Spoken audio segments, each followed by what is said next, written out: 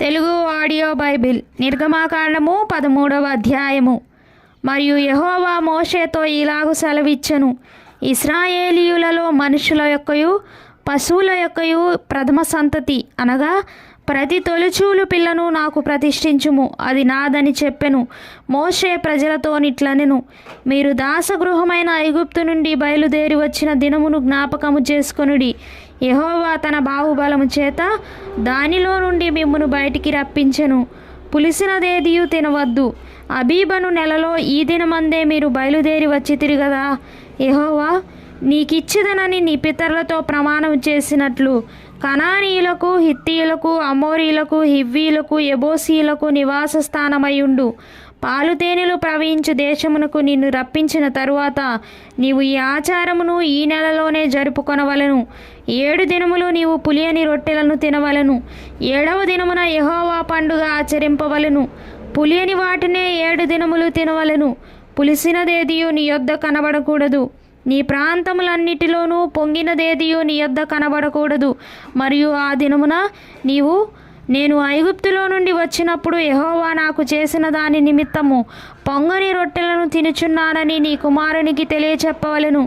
యెహోవా ధర్మశాస్త్రము నీ నోట నుండునట్లు బలమైన చేతితో యెహోవా ఐగుప్తులో నుండి నిన్ను బయటికి రప్పించిననుటకు ఈ ఆచారము నీ చేతి మీద నీకు సూచనగాను నీ కన్నుల మధ్య జ్ఞాపకార్థముగా ఉండును. కాబట్టి ప్రతి సంవత్సరము ఈ కట్టడను దాని నియామక కాలమున ఆచరింపవలెను. యెహోవా నీతోనూ నీ పితరులతోనూ ప్రమాణము చేసినట్లు ఆయన కనానీయుల దేశంలోనికి నిన్ను చేర్చి దానిని నీకిచ్చిన తరువాత ప్రతి తొలిచూలు పిల్లను నీకు కలుగు పశువుల సంతతిలో ప్రతి తొలి పిల్లను యెహోవాకు ప్రతిష్ఠింపవలెను. వానిలో మగ సంతానము యెహోవా దగును. ప్రతి గాడిద తొలి పిల్లను వెల ఇచ్చి విడిపించి దానికి మారుగా గొర్రె పిల్లను ప్రతిష్ఠింపవలెను. అట్లు దాన్ని విడిపించని ఎడల దాని మెడను విరగదీయవలెను. నీ కుమారులలో తొలిచూలి అయిన ప్రతి మగవాన్ని వెల ఇచ్చి విడిపింపవలెను. ఇక మీదట నీ కుమారుడు ఇది ఏమిటని నిన్ను అడుగునప్పుడు నీవు వాని చూచి, బాహుబలము చేత యెహోవా దాసగృహమైన ఐగుప్తులో నుండి మనలను బయటికి రప్పించెను. ఫరో మనలను పోనీయకుండా తన మనస్సును కఠినపరుచుకొనగా యెహోవా మనుష్యుల తొలి సంతానమేమి, జంతువుల తొలి సంతానమేమి, ఐగుప్తు దేశంలో తొలి సంతానమంతయు సంహరించెను. ఆ హేతువు చేతను నేను మగదైన ప్రతి తొలిచూలు పిల్లను యెహోవాకు బలిగా అర్పించుదును. అయితే నా కుమారులలో ప్రతి తొలి సంతానము వెల ఇచ్చి విడిపించుదనని చెప్పవలెను.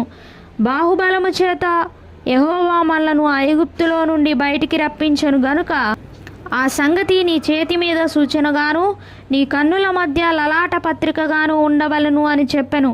మరియు ఫరో ప్రజలను పోనీయగా దేవుడు, ఈ ప్రజలు యుద్ధము చూచినప్పుడు వారు పశ్చాత్తాపపడి ఐగుప్తుకు తిరుగుదురేమో అనుకొని ఫిలిష్తీయుల దేశము సమీపమైనను ఆ మార్గమున వారిని నడిపింపలేదు. అయితే దేవుడు ప్రజలను చుట్టుదారియగు ఎర్ర సముద్రపు అరణ్య మార్గమున నడిపించెను. ఇశ్రాయేలీయులు యుద్ధ సన్నద్ధుల ఎగుప్తులో నుండి వచ్చిరి. మరియు మోషే యోసేపు ఎముకలను తీసుకొని వచ్చెను. అతడు, దేవుడు నిశ్చయముగా దర్శనమిచ్చును. అప్పుడు మీరు నా ఎముకలను ఇక్కడ నుండి తీసుకొని పోవాలనని ఇశ్రాయేలీయుల చేత రూఢిగా ప్రమాణము చేయించుకొని ఉండెను. వారు సుక్కోతు నుండి ప్రయాణమైపోయి అరణ్యము దగ్గరనున్న ఏతాములో దిగిరి.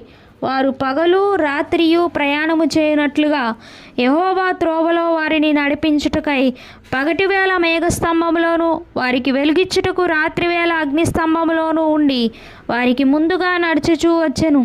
ఆయన పగటివేళ మేఘస్తంభమునైనను రాత్రివేళ అగ్నిస్తంభమునైనను ప్రజల ఎదుట నుండి తొలగింపలేదు.